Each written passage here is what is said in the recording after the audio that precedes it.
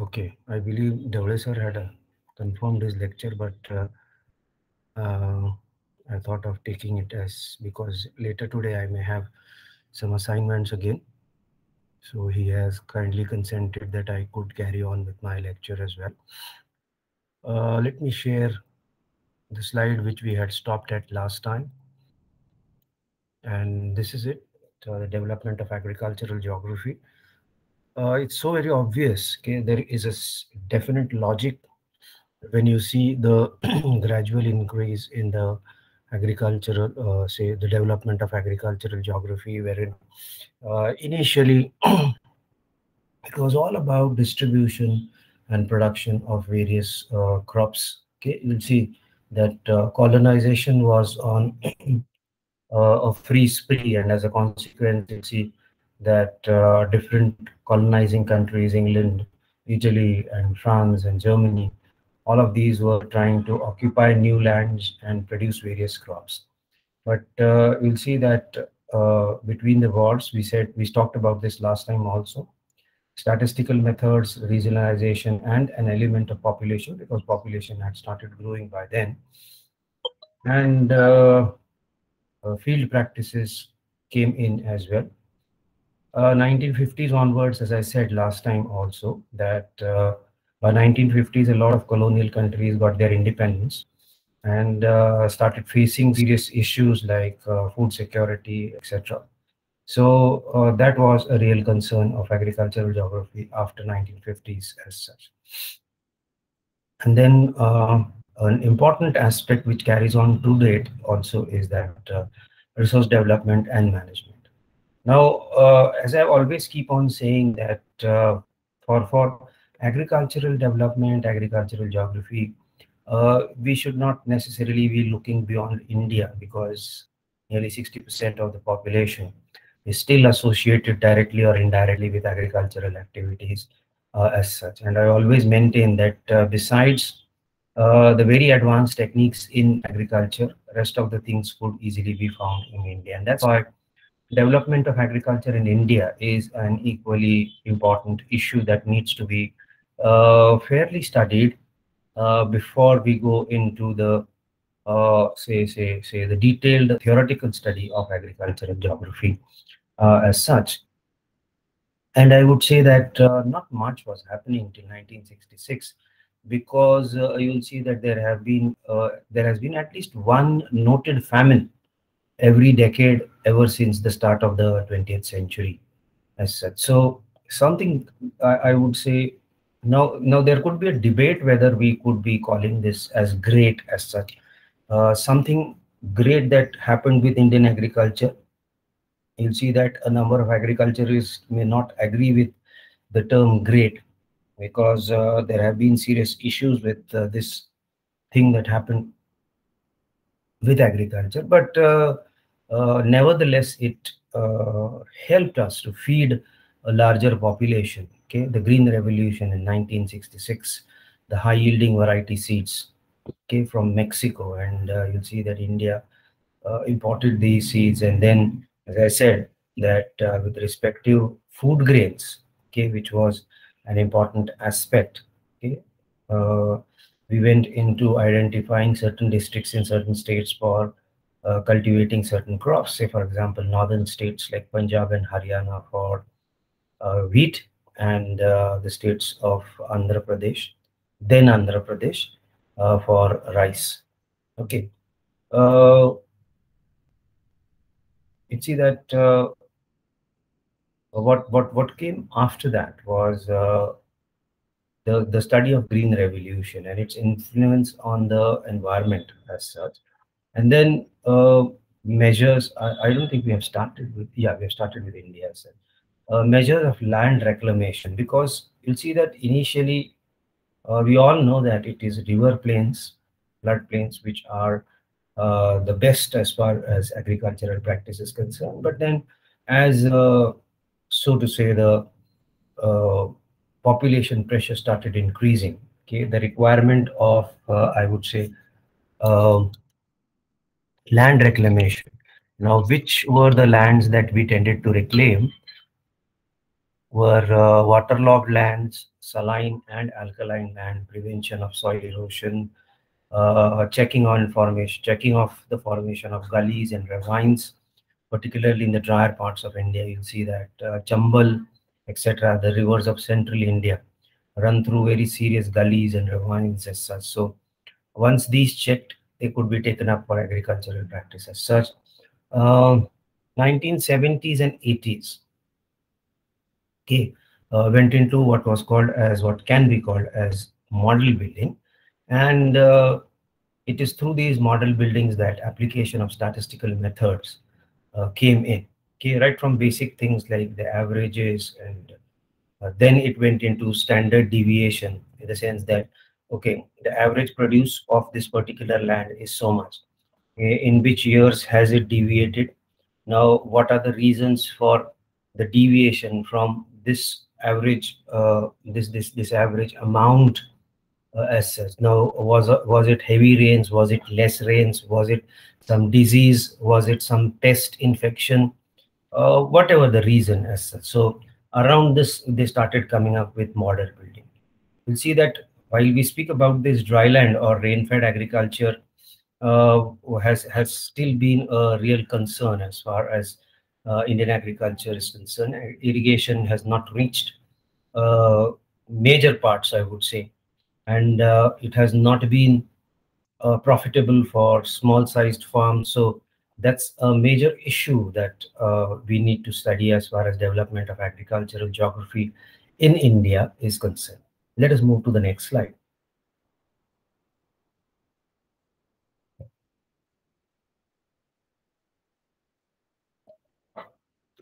I think we have repeated, yeah, the last point is repeated dryland and rain-fed agriculture and watershed management. Now, why is watershed management important? Basically because water is an important aspect overall as far as human activities is concerned.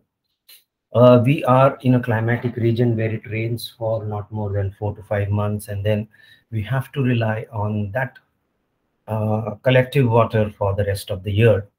And water is used for other purposes also. And all said and done, and if not managed properly, watersheds could environmentally collapse, and their sustainability could take a serious dent. As a consequence, for a country like India, where agriculture is still in a developing phase, watershed management to improve agriculture in dryland areas becomes very, very important. Then, a country so diverse like India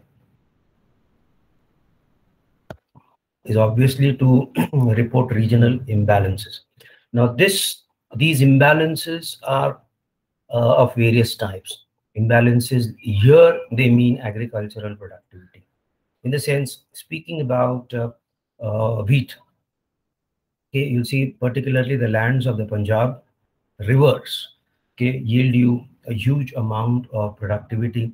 On the same hand, you'll see that you come to Madhya Pradesh and you come further down to Maharashtra, the agricultural productivity could be low. So here is one example of say a regional imbalance as far as agricultural productivity is concerned. The same crop, but the productivity differing, and it could be due to various reasons. The obvious reason is the fertile soils supported by the green revolution and ample amount of water from the Bhakra Nangal Dam. So all this has helped for to bring in the prosperity as far as the Punjab lands are concerned, which include the states of Haryana and Punjab in India, and of course the Punjab state in Pakistan as well.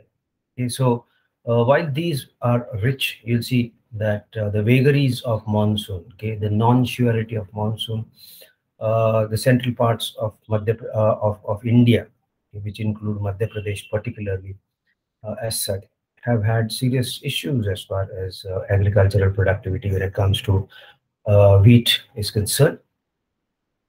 And you'll see that if you come to Maharashtra, Maharashtra cultivates wheat for a sheer sustainable purpose. घरचं production किंवा थोडंसं इकडे दिले थोडंसं तिकडे दिले अशा अनुषंगाने म्हणजे Maharashtra doesn't produce wheat like Punjab Haryana, की पोतीच्या पोती आणि ट्रकचे ट्रक भरून महाराष्ट्रातनं बाहेर जात आहेत गव्हाचे, असं होत नाही. Okay, so that's the regional imbalance aspect as far as agricultural productivity is concerned.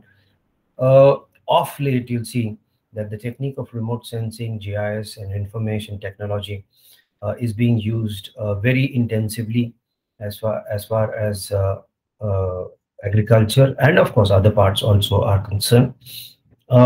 Satellite imaging are being satellite images, I would say, are being used as far as so to say monitoring crops and monitoring pests and so on and so forth. Say for example, एक उदाहरण द्यायचं म्हटलं तर टोळधाड शक्यतो आपल्याकडे ही येते ही पश्चिमेकडनं येते.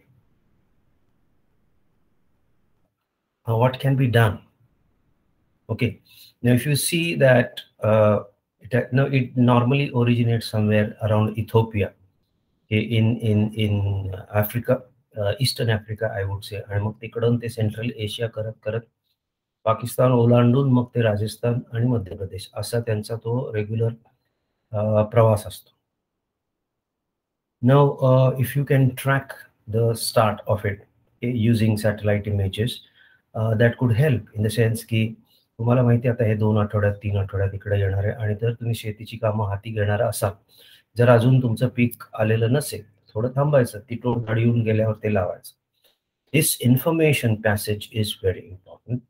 किंवा मग ती निघालेली आहे आणि तुमच्याकडे 2-3 आठवडे आहेत, तर तुम्ही तुमच्या पिकाचं संरक्षण कसं करू शकता? That also can be helped, or that can be undertaken with the use of remote sensing and GIS and other in fact passing messages. म्हणजे आपण पाहतो की ही जे इन्फॉर्मेशन आहे, passing it to the farmers, असं की तुमचा नंबर त्यांच्याकडे रजिस्टर्ड असेल तर पाऊस येणार, हाय टेम्परेचर, लो टेम्परेचर, ही सगळी माहिती ही SMS द्वारे शेतकऱ्यांना पुरवली जाते. नाव हॅव्हिंग सेड दिस, बऱ्याच वेळेस असं म्हटलं जातं, इनफॅक्ट या वेळेसही ती बोंब झालीच, की पाऊस येतो येणार म्हणून असं जाहीर झालं आणि पावसाने दडी मारली काही दिवसांकरता. आता सुरू झालाय खरा परत, but there has been a gap, आणि मग लोक म्हणतात की काय तुमचा अंदाज कायमच चुकतात, आणि त्यांचं खापर हे कायम जॉग्रफीचा माणूस दिसला की हे तुम्हाला आवर्जून ऐकवण्यात येतं की काय राव तुम्ही लोक सांगता पाऊस येणार, कुठं गेला पाऊस, 10 दिवस झाले पाऊस नाही. Understand, we have done this. Unfortunately, you did not have it as a part of your syllabus in climatology. But ज्यांचं स्पेशलायझेशन असतं क्लायमेटॉलॉजीचं, त्यांना मॉन्सून क्लायमेटॉलॉजी हा सेपरेट पेपर असतो, सिनॉप्टिक क्लायमेटॉलॉजी हा पेपर असतो, and there you learn how complex it is to study a seasonal pattern like the monsoon, which is very very affected by even minor factors. आणि इतके factors affect करतात, म्हणजे हिमालयामध्ये किती बर्फ पडलेला आहे, अरेबियन सीचं टेम्परेचर किती आहे, बे ऑफ बेंगॉलचं टेम्परेचर किती आहे, ऑस्ट्रेलियामध्ये कुठलं प्रेशर आहे, इंडियन ओशनचं सरफेस टेम्परेचर काय आहे, इतके व्हेरिएशन्स आहेत की, आणि लोकल व्हेरिएशन्स आहेत. म्हणजे नॉर्मली जेव्हा स्कायमॅट किंवा IMD मॉन्सून बद्दल भाकीत करतात, तेव्हा they are referring to India as a whole when they say that the rainfall this year is going to be 98% plus or minus 2% here and there. They are very true about whole of India, but India being literally a subcontinent in itself, okay, जरी तुम्ही म्हटलं 98% आणि त्याच्यामध्ये फक्त +2 -2 फरक होऊ शकतो, the point is की ह्या 98%मध्ये आसाममध्ये जास्त होऊन तो गुजरातमध्ये कमी पडू शकतो, किंवा उत्तर भारतात जास्त पडून दक्षिण भारतात तो कमी पडू शकतो. And this variations could come down to a very micro level also. So it's a very complex system to understand. आणि शेतकऱ्यांचं कसं असतं की ते बाकीचं सगळं जाऊ द्या, माझ्या शेतात पडणार का नाही, आमच्या गावात पडणार का नाही, आमच्या तालुक्याला कधी पाऊस येणार, याच्यावर जास्त भर असतो. So while an individual is thinking at a micro level, plannings normally take place at a macro level. Predictions normally take place at a macro level. Yes, we need to come down to micro levels, but as I said, the complexity of the monsoon winds limits us from predicting these at a very micro level. आणि कुठल्याही लेवलला prediction करायचं म्हटल्यावर खर्च आला हो. आणि investing money to come up with models and predictions for a micro scale normally doesn't sense to be economical. When the technology becomes cheaper, yes, we could apply it for micro levels as well. So this is something that has been happening in the last 2, 3, I could say even 4 decades as such. कारण मला आठवतंय की साधारण 80च्या दशकामध्ये सुरुवातीला इन्सॅटचं picture दाखवायला सुरू झालं टीव्हीवर, की म्हणजे बातम्यांमध्ये मला मराठीचं माहित नाही, पण राष्ट्रीय ह्याच्यामध्ये हिंदी आणि इंग्लिश, हिंदीच्या बातम्या 9 वाजता, इंग्लिशच्या बातम्या 10 किंवा 10:30ला असायच्या. ही गोष्ट आहे साधारण 83-84ची. त्या दरम्यान भारताने आपला पहिला उपग्रह सुद्धा सोडलेला होता. आणि मग ते पावसाळी क्लाउड्स कुठं आहेत, काय आहेत, रोज चित्र यायचं. इन्सॅटचं रोजचं चित्र यायचं. आम्हाला काहीच कळत नव्हतं, पण ते एकदम भारी वाटायचं, की कुठनं तरी बाहेरनं आपल्या देशाचा फोटो घेतलेला आहे. फोटोच म्हणायचो आम्ही त्याला. We all know that it's an image, it's not a photograph as such. But then तेव्हा कुणाला काय माहिती होतं. पण लिटरली वाट बघायचो. मग त्या चर्चा, की हे बघा हे सगळं इथे आलेलं आहे. मग ते आपल्या पुण्यावर ढग दिसतायत खरे, पण पाऊस का पडत नाहीये? We were unknown to the complexities as far as precipitation is concern. त्या चर्चा रंगायच्या वगैरे वगैरे. हळूहळू मला वाटतं 86 साली गोवारीकर मॉडेल आलं. थोडंसं कन्फर्मेशन्स, थोडेसे ॲडव्हान्समेंट्स, थोडेसे इन्व्हेस्टमेंट्स झाले further as far as studying the monsoon model is concern. But in spite of that की मॉन्सूनने आपल्याला कायम त्याच्या भाकिताबद्दल हुलकवणीच दिलेली आहे, particularly at a micro level. Then you'll see that with all these things happening, okay, we started having a buffer stock. तुम्ही जर पाहिलं इंडियन इकॉनॉमी, दत्त सुंदरम जे कॉम्पिटिटिव्हचा अभ्यास करत आहेत, की मग तो कॉम्पिटिटिव्ह UPSC MPSC असू दे किंवा नेटसेटची तयारी असू दे, इंडियन इकॉनॉमी बद्दलचं एक अतिशय सुंदर पुस्तक, आमच्या वेळेस त्याला दत्त सुंदरम म्हणायचे, आता महाजन आणि सुंदरम असं काहीतरी त्याचं नाव आहे. तर चांगला ठोकळा आहे. आणि इंडियन इकॉनॉमीचे all aspects are covered in that. म्हणजे आम्ही जेव्हा कॉम्पिटिटिव्हचा अभ्यास करायचो तेव्हा along with other books Datt Sundaram was a compulsory thing, that a necessary thing that we required to had Indian economy. Datt Sundaram माझ्याकडे आत्ता माझ्या टेबलावर नाहीये. Possibly tomorrow I will show you a copy of it. की पलीकडे माझ्या रूममध्ये माझ्या कपाटामध्ये ते आहे. एनिवे, सो त्याच्यामध्ये तुम्ही जर आकडेवारी बघितली तर 1950, 1955, 1960चं जे फूड ग्रेन प्रोडक्शन आहे भारताचं, त्याच्या जवळजवळ चौपट प्रोडक्शन तुमचं 2000 साली झालेलं आहे. म्हणजे 40 वर्षामध्ये तुमचं प्रोडक्शन बऱ्याच प्रमाणात वाढलेलं आहे. मग if the production increases and it is not consumed that particular year, the next point comes into picture, and that's attention of food storage and food losses चा अभ्यास ॲग्रिकल्चरल जिओग्राफी मध्ये. आणि हे लॉसेस मिनिमाइज कसे करायचे, तर असं म्हटलं जातं की 33 ते 35% जे आपलं उत्पादन आहे धान्याचं, हे ह्या प्रकारच्या लॉसेसमध्ये जातं. म्हणजे तुम्ही एक तर ते नीट स्टोअर करत नाही, तुमचे वेअर हाऊसिंग फॅसिलिटी, वखारी ज्या आहेत तुमच्या, दे आर नॉट प्रॉपर. त्याच्यामध्ये एखादा पाऊस पडला, खालून पाणी शिरतं, कधी वरची छपरं, त्याची जी कौलं आहेत ती निघालेली असतात किंवा पत्रे फुटलेले असतात, तिकडनं पाणी येणं, it's a very regular thing की as far as the Indian warehousing is concern. की मग अर्थातच तुम्ही जेव्हा टनाने एका ठिकाणी धान्य ठेवता, तर पेस्टिंग आलं तिकडे, म्हणजे उंदीर वगैरे जे आहेत हे सगळे तिकडे येणार. Lot of food is lost during this particular process. आणि गंमत म्हणजे let me tell you that these are very adaptable animals as सच.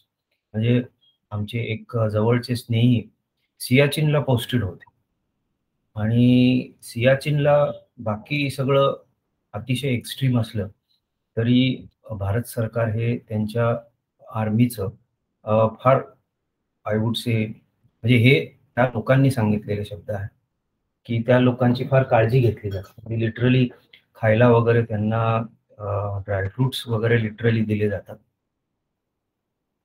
आणि अशा इकडे सुद्धा ते म्हणे की आमच्या इथे आसपास बरेच उंदीर असतात. बऱ्याच वेळेस आमचे ड्रायफ्रुट्स वगैरे हे उंदीर खाणं. तर हा उंदीर तिथपर्यंत, ही जमात तिथपर्यंत पोहोचली कशी?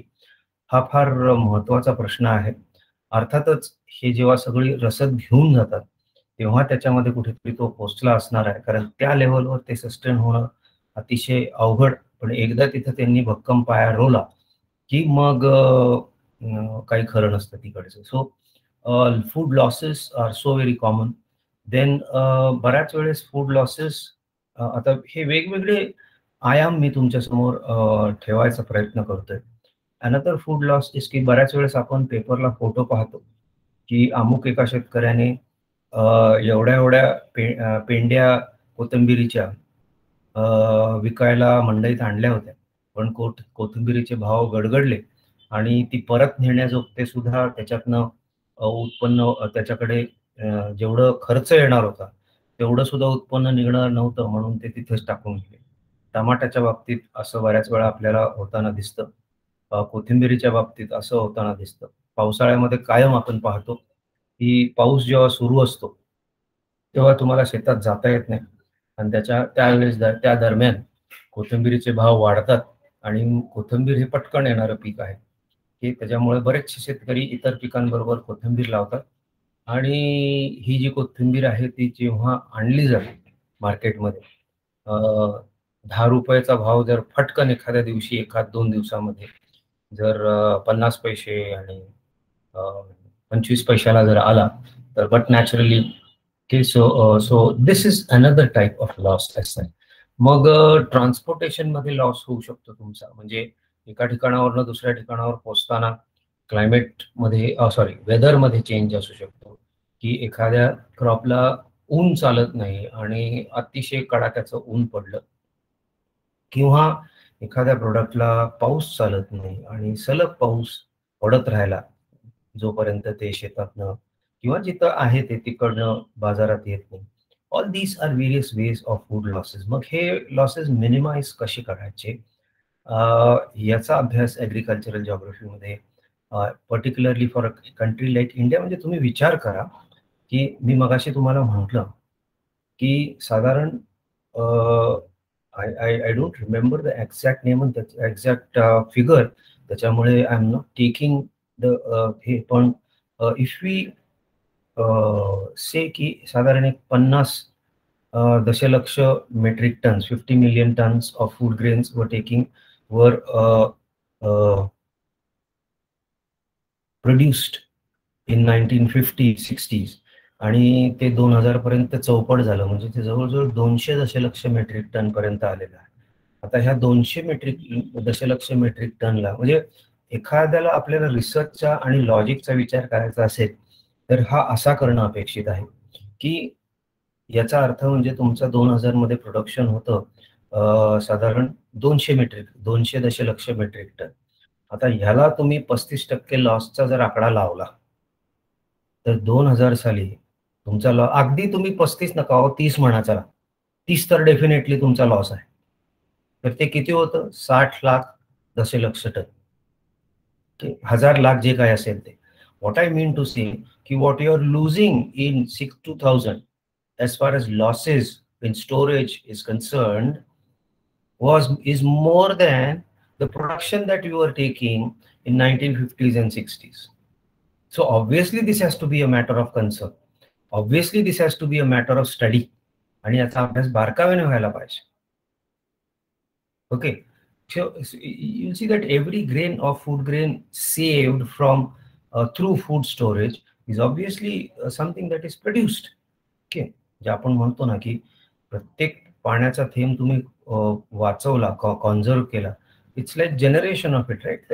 ह्या फूड रिसोर्सेसचं सुद्धा तसंच आहे की तुम्ही आजचे लॉसेस तुमचे पाहिले तर 1950च्या प्रोडक्शनपेक्षा, टोटल प्रोडक्शनपेक्षा जास्त लॉसेस होते तुमचे. ह्याच्याकडे लक्ष देणं गरजेचं आहे की नाही.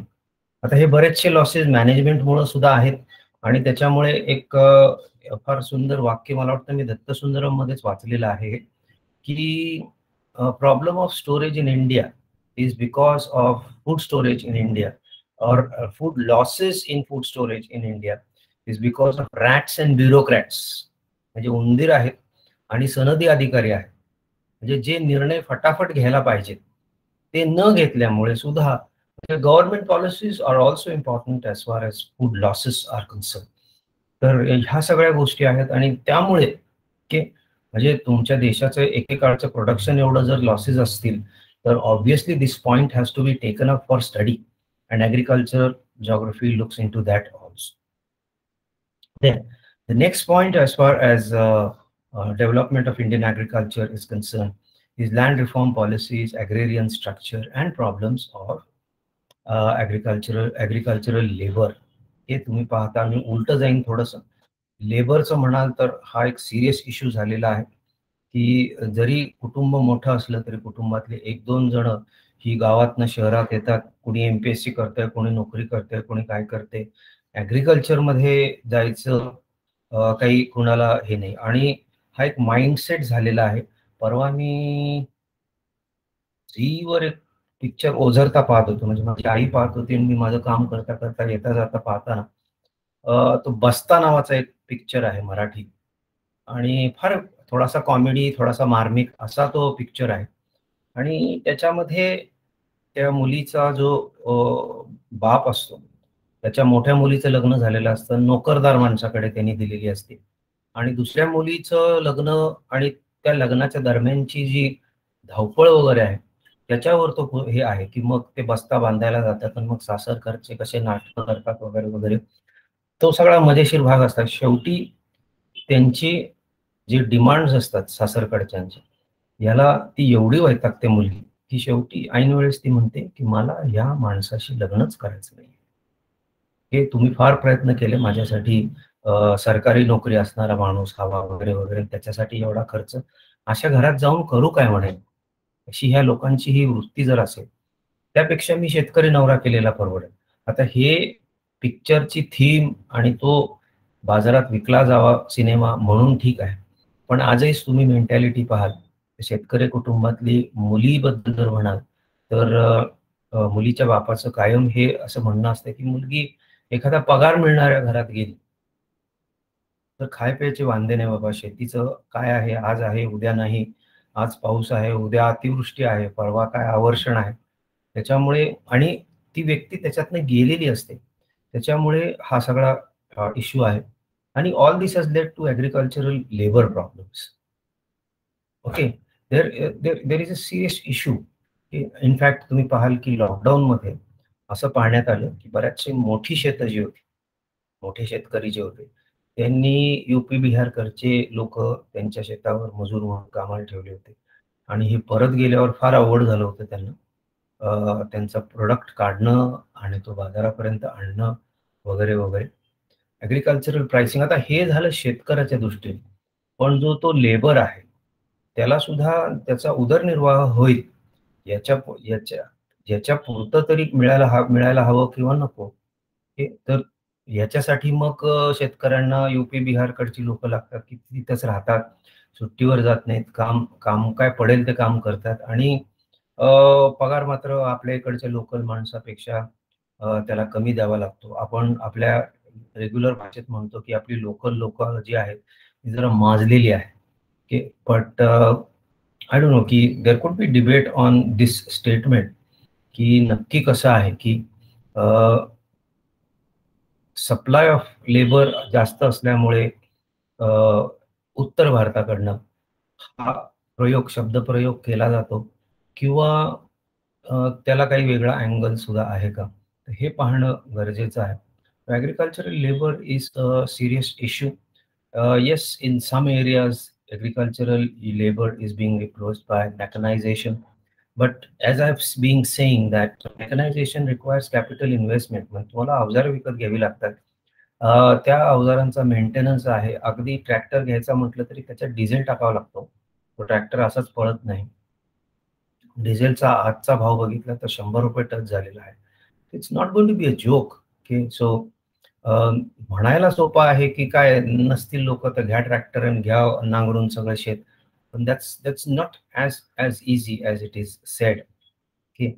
Then you'll see that the agrarian structure and the land reform policies, agrarian structure बद्दल म्हणायचं म्हटलं तर that has been a serious issue as far as uh, Indian agricultural system is concerned, and that's why land reforms is something which is being talked about very seriously. Agrarian structure नेमकं म्हणजे काय, तर आमच्या घरी पूर्वी 10 एकर जमीन होती. मग त्या व्यक्तीला जर 4 मुलं असतील तर वाटण्या होऊन त्याची 2.5 एकर प्रत्येकी येणार.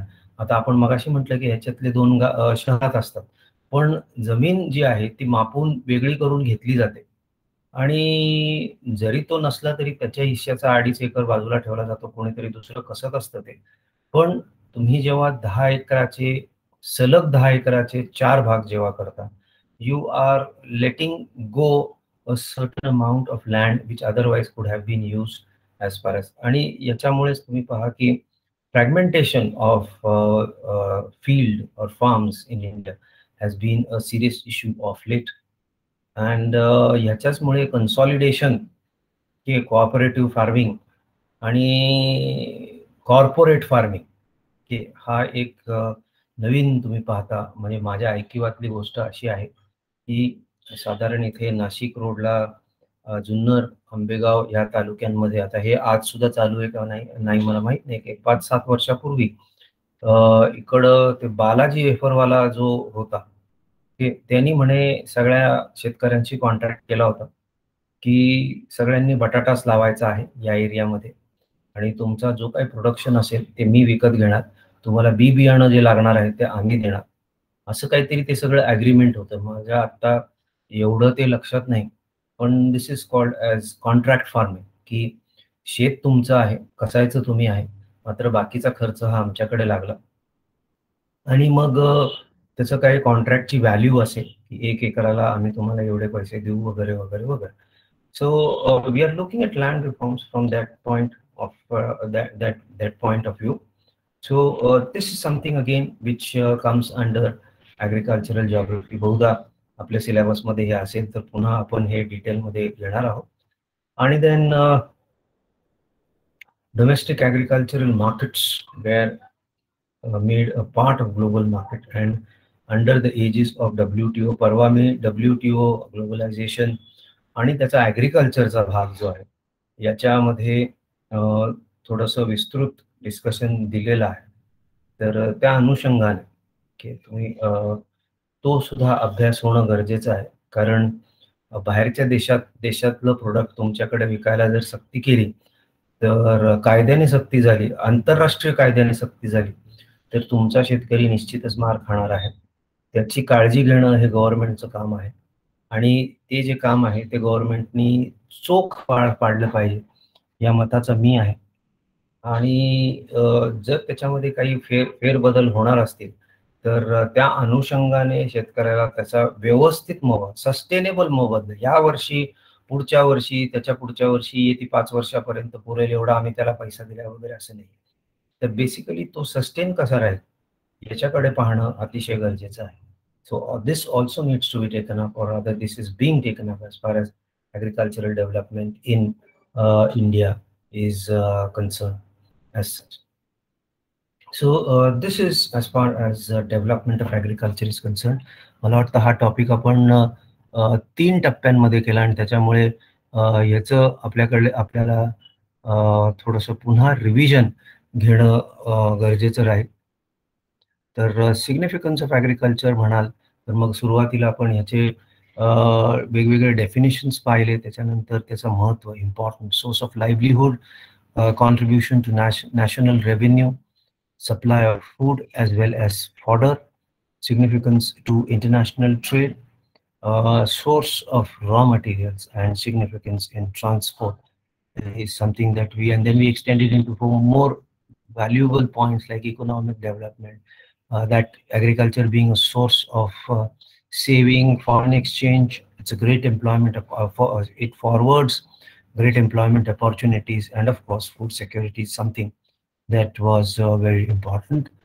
Speaking about the nature of agricultural geography, It's basically the study of agricultural activities of people, and it includes various agricultural activities. And Kopeck has identified the basis of agricultural geography. He says identification of subject matter, collection of data, formulating and answering hypothesis, and modification of hypothesis.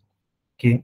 The role of agricultural geography, की how is agricultural geography activity practiced in certain region, याचे details आपण नंतर पाहणार आहोत. Regional crop production, मग mixed cropping असेल, rotation असेल, extensive असेल, intensive, हे सुद्धा आपल्याला पुढे घ्यायचं आहे. इनफॅक्ट हा सगळा ओव्हरव्ह्यू झाला, हा सगळा टॉपिक, आणि त्याच्यामुळे ह्या ओव्हरव्ह्यूचा रिव्हिजन होणं सलग हे सुद्धा तेवढंच गरजेचं आहे.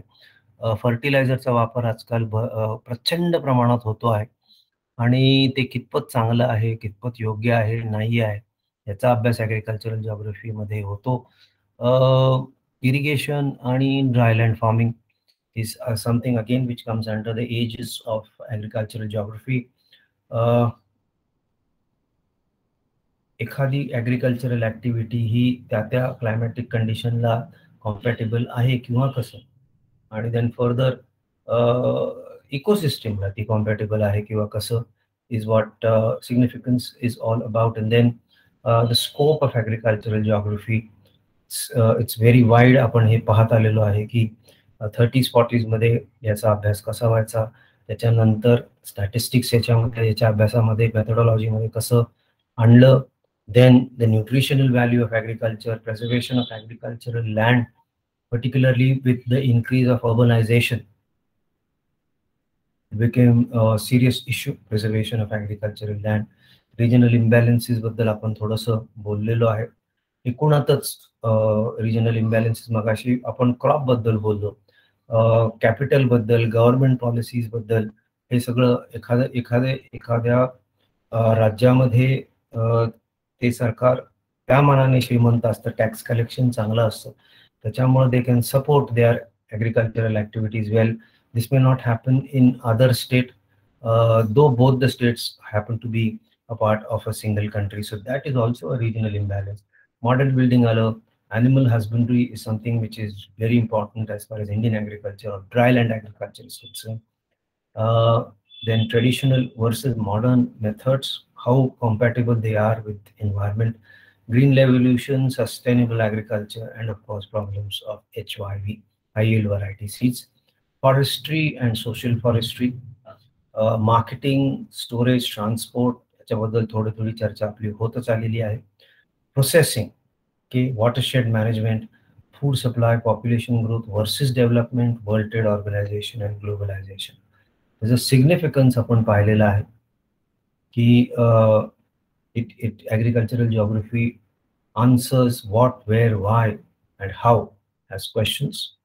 Then mapping of agricultural resources is something that geographers can contribute very seriously. And आजकाल याच्यामध्ये GIS आल्यामुळे मला आठवतं एक वर्कशॉपला मी असताना इस्रोचे एक सायंटिस्ट आले होते, आणि ते म्हटले की आम्ही सॅटेलाइट इमेजेसवरनं, आम्हाला तिथे जायची गरज नाही, आम्ही हैदराबादमध्ये एका ॲनालिसिस रूममध्ये बसून पंजाबमध्ये ह्या वर्षी गव्हाचं पीक किती येणार आहे याचा अंदाज लावू शकतो. कारण ते पीक उगवताना त्याचे जे रिफ्लेक्टन्स व्हॅल्यूज असतात ते आम्ही मॉनिटर करत असतो. आमच्याकडे स्टँडर्ड व्हॅल्यूज असतात, आणि पर्टिक्युलरली त्याचं कणीस भरायला लागलं दाण्यांनी की तो तुरा जसा उभा राहतो, की कच्चा असतो तेव्हा तो सरळ उभा राहतो, आणि जेव्हा तो धान्याच्या दाण्यांनी लगडतो तेव्हा त्याच्या वजनाने तो थोडासा कलतो खाली. हा कल किती आहे हे म्हणे आम्ही बसल्या जागी चांगल्या रेझोल्युशन च्या इमेजवरनं सहज काढू शकतो, आणि given an average value we can always estimate की हे. तर ॲक्च्युली ॲग्रिकल्चरल प्रोडक्शनचं जे प्रेडिक्शन आहे हे त्या लेवलला टेक्नॉलॉजीचं गेलेलं आहे. आणि the earlier it spreads to the other parts of the country and it comes to the help of every farmer, the better for Indian agriculture, I would rather say. Okay, then other significance used in agriculture is that it provides employment opportunity which will have an impact on poverty, processing of perishable products, okay, which are nowadays marketed commercially, of course, need encouragement. And agricultural geography accomplishes a significant role in balanced and sustainable use of land is another significance as such. Then we spoke about development of agriculture overall of the world as such. And then today we went into development of agricultural geography in India. Particularly, we started with agricultural revolution and how things are changed. Okay, I would say की याच्यामध्ये मी एक add करीन की as urbanization has grown significantly, particularly after 1991, 30 वर्षाच्या कालावधीमध्ये 91 ते 2021 10, 20, 30 yes तुमचे urban pockets जे आहेत हे प्रचंड वाढलेले आहेत आणि ह्यांच्या needs and demands particularly with regards to agriculture have increased आणि त्यामुळे पेरिफरल एरियाज मधले ॲग्रिकल्चरल पॅटर्न्स जे आहेत रुरल अर्बन फ्रिंज ज्याला आपण म्हणतो याच्यामध्ये प्रचंड फरक पडलेला आहे. सो that is another type of agricultural practice that has been taken up and that needs to be studied under agricultural geography याचा अभ्यास होतोय. पण बेस लेवलला तो पोहोचला पाहिजे. रिसर्च लेवलचं कसं असतं की रिसर्च लेवल काहीशे फार तर काही हजार शास्त्रज्ञांपर्यंत किंवा I would say high level लोकांपर्यंत पोहोचतो.